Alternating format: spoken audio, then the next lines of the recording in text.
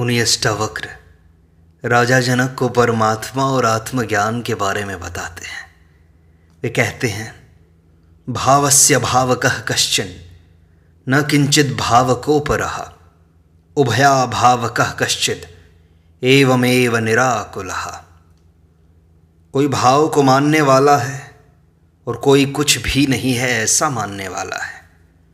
वैसे ही कोई दोनों को मानने वाला है, वैसे ही कोई दोनों को नहीं मानने वाला है, और वही स्वस्थ चित्त है। कुछ लोग ईश्वर को भाव रूप में मानते हैं, कुछ उसे अभाव रूप केवल शून्य मानते हैं। आस्तिक कहता है परमात्मा है, तो नास्तिक कहता है परमात्मा नहीं है। किंतु अष्टावक्र कहते हैं कि दोनों ही अज्ञानी हैं। उनकी यह मान्यता बौद्धिक है, कल्पना मात्र है, जाना दोनों ने ही नहीं है। दोनों रूढ़िवादी हैं, परंपरावादी हैं। परमात्मा इतना विराट है कि वह क्षुद्र बुद्धि के घेरे में समाता नहीं है। न बुद्धि उसको जान सकती है, न वाणी उसका वर्णन कर सकती है। परमात्मा है, नहीं है कहना केवल मन की घोषणाएं मात्र हैं। जिसे जाना नहीं और कहते हैं वे अज्ञानी ही तो हैं। जिसने जान लिया वह तो मौन हो जाता है, क्योंकि उसे कहना कठिन है। इसलिए ज्ञानी न तो यह कहता है कि परमात्मा है, न कहता है कि वह नहीं है। वह केवल मौन रहता है। वह दोनों में तटस्थ रहता है, निरपेक्ष एवं आग्रहपूर्ण वक्तव्य नहीं देता कि वह है या नहीं है। ऐसा व्यक्ति ही स्वस्थ चित्त एवं परम शांति को प्राप्त होता है। कहने से विवाद ही तो पैदा होता है। तर्क से परमात्मा को न सिद्ध किया जा सकता है और न ही असिद्ध। अष्टावक्र कहते हैं, शुद्धम अद्वयम आत्मानम भावयन्ति कुबुद्धयः न तु जानन्ति सम्मोहात् यावत् जीवम अनिर्वृताः। कुबुद्धि पुरुष शुद्ध अद्वैत आत्मा की भावना करते हैं, लेकिन मोहवश उसे नहीं जानते हैं। इसलिए जीवन भर सुख रहित रहते हैं। देखो, सुख तो ज्ञान का ही फल है। अज्ञानी को सुख कहाँ? अज्ञानी चाहे कितनी भावना कर ले कि आत्मा है, परमात्मा है, संसार मिथ्या है, माया है, ब्रह्म ही सत्य है, मैं ब्रह्म ही तो हूँ, जीव जगत व ब्रह्म एक ही है इत्यादि, तो भी वह सुख को प्राप्त नहीं हो सकता। क्योंकि भावना मात्र करने से सुख नहीं मिलता। सुख मिलता है जानने से। किंतु कुबुद्धि पुरुष में संसार के प्रति मोह तो बना ही रहता है, जिससे वह कभी जान नहीं सकता। एवं पाखंडवश शुद्ध अद्वैत आत्मा की भावना करता है। शुद्ध अद्वैत आत्मा की भावना करता है। दुनिया में ऐसे भी लोग हैं जो हैं तो चोर, बेईमान, झूठे, क्रोधी, कामी, लोभी, अज्ञानी, हठी, दुराग्रही, किंतु वे व्रत लेते हैं कि चोरी नहीं करेंगे, बेईमानी नहीं करेंगे, झूठ नहीं बोलेंगे। वे ब्रह्मचर्य की बातें करते हैं। लाखों की चोरी करके 1000 का मंदिर में दान देकर दानवीर बनते हैं। भगवान की पूजा भी किराए से करवाते हैं पूरे चार्वाक, और अद्वैत की बातें करते हैं। व्रत ले लेकर अपनी चोरी एवं बेईमानी को छिपाने का मार्ग ढूंढते हैं, ताकि इनकी आड़ में यह बेईमानी छिप जाए। किंतु स्वयं का रूपांतरण ही धर्म है। इसी से होगा ज्ञान, तथा इसी से अद्वैत की अनुभूति होगी। भावना करने से नहीं होगा, प्रत्यक्ष बोध करना होगा, तभी सुख मिलेगा। अष्टावक्र कहते हैं, मुमुक्षोर बुद्धिर आलंबनम अंतरेण न विद्यते निरालंबैव निष्कामा बुद्धिर मुक्तस्य सर्वदा। मुमुक्षु पुरुष की बुद्धि आलंबन के बिना नहीं रहती। मुक्त पुरुष की बुद्धि सदा निष्काम और निरालंब रहती है। मन सहारा चाहता है, बिना सहारे के वह जिंदा नहीं रह सकता। यदि उसे परमात्मा का सहारा मिल जाए तो वह तृप्त हो जाता है, किंतु वह न मिलने से ही तृप्ति के लिए विषयों की ओर भागता है। बुद्धि भी आलंबन चाहती है, बिना आलंबन के सोच विचार संभव नहीं है। इसलिए मुमुक्षु व्यक्ति भी पूजा पाठ, यज्ञ, पंडित, शास्त्र, मंदिर, परमात्मा आदि का सहारा लेकर चलता है। किंतु अष्टावक्र कहते हैं कि जब तक कोई सहारा है, चाहे वह परमात्मा का ही हो, तब तक मुक्ति नहीं है। वह सहारा भी बंधन है। उद्देश्य प्राप्ति के बाद सभी सहारे, सभी आलंबन छोड़ देने पड़ते हैं। तभी व्यक्ति निष्काम और निरालंब होता है। बुद्धि और मन की ऐसी अवस्था ही मुक्ति है। वह सदा एक आत्मा में ही स्थिर हो जाता है। अष्टावक्र आगे कहते हैं, विषय द्वीपिनो वीक्ष्य चकिताः शरणार्थिनः विशन्ति झटिति क्रोडन निरोधैकाग्र्य सिद्धये। कि विषय रूपी बाघ को देखकर भयभीत हुआ मनुष्य शरण की खोज में शीघ्र ही चित्त के निरोध और एकाग्रता की सिद्धि के लिए पहाड़ की गुफा में प्रवेश करता है। विषयों में संसारी भयभीत नहीं होता, वह तो इन्हें भोग लेता है। ये विषय चाहे क्षणिक आनंद ही देते हों, किंतु व्यक्ति इन्हें भोगकर तृप्ति का अनुभव कर लेता है। शाश्वत का उसे कुछ पता ही नहीं कि ऐसा आनंद भी है जो चिरस्थायी है। इसलिए वह क्षणिक से ही संतुष्ट हो जाता है। सुख दुख, हर्ष विषाद जो भी हो, उसे भाग्यवश समझकर भोग लेता है। किंतु जिसमें आत्मज्ञान की वासना तीव्र हो जाती है, वह इन विषयों से भयभीत होता है।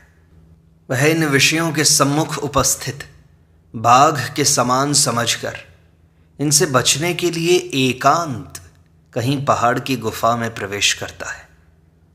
यानी वह संसार से ही भाग खड़ा होता है। ऐसा अज्ञानी यह समझता है कि संसार से भाग जाने से तथा एकांत में रहने से चित्त का निरोध हो जाएगा, उसको एकाग्रता की सिद्धि मिल जाएगी, जिससे उसे आत्मज्ञान हो जाएगा। किंतु यह उसका भ्रम मात्र है। विषयों के प्रति आकर्षण का कारण भीतर चित्त में छिपी वासना है, जिससे व्यक्ति विषयों के पीछे दौड़ता है। संसार इसका कारण नहीं है, इसलिए इसे छोड़ने पर वासना छूट जाए, यह आवश्यक नहीं है, यह निरोध नहीं है। इंद्रियों को भोग से रोक देना निरोध नहीं है। जब भीतर की वासना शांत होगी तभी निरोध होगा। इसलिए भयभीत होकर भाग जाने की अपेक्षा उन्हें जागकर देखने से, साक्षी भाव से देखने से तथा बोध पूर्वक देखने से इनका निरोध होगा, अन्यथा कोई उपाय नहीं है। अष्टावक्र कहते हैं, निर्वासनम हरि दृष्ट्वा तूष्णीम विषयदन्तिनः पलायन्ते न शक्तास्ते सेवन्ते कृतजाटवः।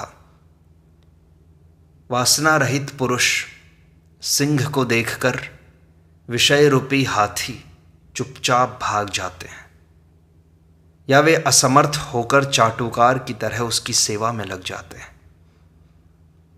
इसी क्रम में अष्टावक्र कहते हैं कि विषयों से भयभीत होकर भागने से भय भीतर बना रहेगा। वह स्वप्न एवं ध्यान तथा समाधि में फिर उत्पात मचाएगा। इसलिए विषयों से भोगकर जंगल जाने से तपस्या का समाधान नहीं होगा, बल्कि वासना रहित हो जाना ही इसका उपाय है। वासना ही आकर्षण पैदा करती है। यदि वासना खो गई तो आकर्षण अपने आप समाप्त हो जाएगा। फिर चित्त निरोध नहीं करना पड़ेगा, पर्वतों की गुफाओं में जाना नहीं पड़ेगा। यह उपलब्धि घर बैठे ही संसार में रहते हुए भी हो सकती है।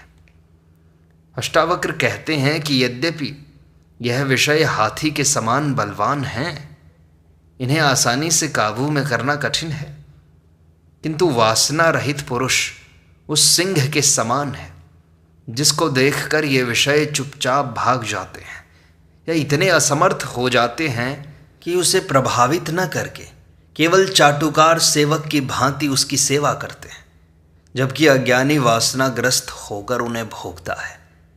ज्ञानी विवेक से उनका उपयोग करता है, अज्ञानी पर विषय हावी हो जाते हैं। बस यही तो अंतर पड़ता है। अष्टावक्र आगे कहते हैं, न मुक्ति कारिकान धत्ते निशंको हो युक्त मानसाः पश्यन् शृण्वन् स्पृशन् जिघ्रन् अश्नन् नास्ते यथा सुखम। अष्टावक्र कहते हैं, शंका रहित और मुक्त मन वाला पुरुष मुक्तिकारी योग को आग्रह के साथ नहीं ग्रहण करता है, लेकिन वह देखता हुआ, सुनता हुआ, स्पर्श करता हुआ, सूंघता हुआ, खाता हुआ सुखपूर्वक रहता है। जिसकी सभी वासनाएं मिट गईं, जिसकी सभी वृत्तियां शांत हो गईं, जिसे अब कुछ भी पाने की चाह नहीं रही, ऐसा आत्मज्ञान को प्राप्त व्यक्ति ही शंका रहित एवं मुक्त मन वाला होता है। मन से मुक्त होने के कारण ही वह सब द्वंद्वों को पार कर लेता है और आत्मा में ही स्थिर रहता है। उसके सभी आग्रह समाप्त हो जाते हैं, उसका अहंकार गल जाता है, जिससे कर्तव्य का अभिमान नहीं रहता। वह यम नियम आदि जितने भी मुक्तिकारी योग हैं उन्हें आग्रह पूर्वक ग्रहण नहीं करता है, बल्कि ये अब उससे स्वभावतः होते रहते हैं। अहिंसा, सत्य, अस्तेय, ब्रह्मचर्य एवं अपरिग्रह, ये 5 नियम हैं जिनका योगी आग्रह पूर्वक पालन करता है। किंतु ज्ञान प्राप्ति के बाद ज्ञानी का स्वभाव ही ऐसा हो जाता है जिससे इनके पालन में कोई जबरदस्ती नहीं करनी पड़ती। ऐसा ज्ञान बिना किसी आग्रह के देखना, सुनना, स्पर्श करना, सूंघना, खाना आदि इंद्रियों के सभी कार्य यथावत करता हुआ भी सुखपूर्वक रहता है। अष्टावक्र आगे कहते हैं, वस्तु श्रवण मात्रेण शुद्ध बुद्धि निलाकुलः नैवाचारम अनाचारम औदास्यम वा प्रपश्यति। यथार्थ ज्ञान के सुनने मात्र से शुद्ध बुद्धि और स्वस्थ चित्त हुआ पुरुष न आचार को, न अनाचार को, न उदासीन को देखता है। आचार और अनाचार, उदासीनता और कर्मठता, ये सब अज्ञानियों के लिए है। मन की उपस्थिति से ही यह भेद पैदा होता है, किंतु आत्मज्ञान पुरुष स्वस्थ चित्त एवं शुद्ध बुद्धि वाला हो जाता है। उससे जो भी कर्म होंगे पूर्ण जागरूकता, पूर्ण विवेक से होंगे। उसमें स्वार्थ, वासना एवं अहंकार आदि न होने से वह जो भी कर्म करेगा वह स्वस्थ ही होगा, उसमें विकार आ ही नहीं सकते। अष्टावक्र कहते हैं कि ऐसा तत्वबोध यदि किसी का अंतःकरण शुद्ध है तो सुनने मात्र से ही हो जाता है। यदि सुनने की कला किसी को ज्ञात है तो आत्मज्ञान के लिए किसी जप, तप, योग, ध्यान, समाधि, कर्मकांड, हठ योग, भक्ति इत्यादि की कोई आवश्यकता नहीं है। सुनने मात्र से सब हो जाता है, क्योंकि यह संसार वासना, बंधन आदि के कारण ज्ञात होते हैं। ये भ्रम मात्र हैं, अंधकारवत हैं, जो ज्ञान से अपने आप विलीन हो जाते हैं। प्रयत्न नहीं करना पड़ता, किसी विधि की आवश्यकता नहीं है। अष्टावक्र आगे कहते हैं, यदा यत् कर्तुमायाति तदा तत्कुरुते ऋजुः शुभम वाप्य शुभम वापि तस्य चेष्टा ही बालवत्। धीर पुरुष जब कुछ शुभ या अशुभ करने को आ पड़ता है तो उसे सहजता के साथ करता है, क्योंकि उसका व्यवहार बालवत है। बालक और ज्ञानी में थोड़ी समानता है कि दोनों स्वभाव में जीते हैं, किंतु बालक मन के स्वभाव में जीता है। वह अपनी सारी इच्छाएं पूरी करना चाहता है। शुभ अशुभ का भेद उसमें नहीं होता, क्योंकि उसकी बुद्धि का विकास अभी हुआ नहीं है। बुद्धि ही तो भेद उत्पन्न करती है, किंतु ज्ञानी मन के नहीं, आत्मा के स्वभाव में जीता है। वह मन और बुद्धि के पार हो चुका है। वह बुद्धि का उपयोग विवेक से करता है। इसलिए वह ज्ञानी पुरुष भी शुभ अशुभ का भेद नहीं करता है, बल्कि आत्मा के स्वभाव के अनुकूल जो करने को आवश्यक होता है वह बालवत कर लेता है। किसी प्रकार का आग्रह, दुराग्रह इत्यादि नहीं होता। ऐसा ज्ञानी ही सुखपूर्वक रहता है। अष्टावक्र आगे कहते हैं, स्वातंत्र्यात् सुखमाप्नोति, स्वातंत्र्यात् लभते परम, स्वातंत्र्यात् निवृत्तिम गच्छेत्, स्वातंत्र्यात् परमं पदम। धीर पुरुष स्वतंत्रता से सुख को प्राप्त होता है, स्वतंत्रता से परम को प्राप्त होता है, स्वतंत्रता से नित्य सुख को प्राप्त होता है और स्वतंत्रता से परम पद को प्राप्त हो जाता है। आत्मज्ञानी सभी प्रकार के बंधन से मुक्त हो जाता है। वासना, कामना, तृष्णा, अहंकार आदि से ही मनुष्य बंधनों का निर्माण कर लेता है। इन बंधनों के कारण ही विषयों की गुलामी उसे सहन करनी पड़ती है। इन्हीं से सुख दुख, हर्ष, विषाद इत्यादि का अनुभव होता है। इन्हीं से उसके कर्म बंधन बनते हैं, जिसे वह अनेक जन्मों तक भोगता ही रहता है। आत्मज्ञान के बिना इनसे छुटकारा नहीं हो सकता। ज्ञानी ही इस तत्व को जानकर सर्व बंधनों से मुक्त होकर परम सुख में स्थित हो जाता है, बंधन रहित हो जाता है। बंधन रहित हो जाना ही परम स्वतंत्रता है, यही मुक्ति है। सिद्ध शिला पर बैठना भी मुक्ति नहीं है, क्योंकि वहीं बैठना है, अन्यत्र जाने का कोई विकल्प नहीं है। इसलिए वह भी तो बंधन ही है। जहां रहने को मजबूर किया जाए वह कारागृह ही तो है। मुक्ति कहाँ हुई? स्वतंत्रता कहाँ हुई? परम पद तो स्वतंत्रता ही है, एवं यही परम सुख है। जीव की यही अंतिम स्थिति है। अष्टावक्र आगे कहते हैं, अकर्तृत्वम अभोक्तृत्वम स्वात्मनो मन्यते यदा तदा क्षीणा भवन्त्येव समस्तास चित्तवृत्तया। जब मनुष्य अपनी आत्मा के अकर्तापन और अभोक्तापन को मानता है, तब उसकी संपूर्ण चित्तवृत्तियों का नाश हो जाता है। मनुष्य न करता है न भोगता, न वह कर्म करता है न उसका फल ही भोगता है। मनुष्य पापी है ही नहीं, उससे पाप हो ही नहीं सकता, यह वेदांत की घोषणा है। किंतु मनुष्य अहंकार के कारण स्वयं को आत्मा एवं ब्रह्म से भिन्न समझने लग गया। इसी अज्ञान एवं भ्रांति के कारण वह अपने को कर्ता मानने लगा। कर्ता मानने से वह भोक्ता भी बन गया, यही उसका पाप हो गया। जिस समय वह अपने को शरीर, मन एवं अहंकार से भिन्न केवल आत्मरूप निश्चित कर लेता है, उसी क्षण वह न करता है न भोगता, न उससे कोई पाप होता है न कोई पुण्य होता है। आत्मज्ञान में उसकी समस्त चित्त वृत्तियां ही शांत हो जाती हैं। कोई वासना सिर नहीं उठाती, सारी वासनाएं मौन हो जाती हैं। उसका अहंकार ही गलित हो जाता है। अहंकार का लेश मात्र भी उसमें शेष नहीं रहता। मैं भाव जड़ से समाप्त हो जाता है। मैं भाव के लुप्त होने पर फिर कौन करता है और कौन भोगता, ये कहना बड़ा कठिन हो जाता है।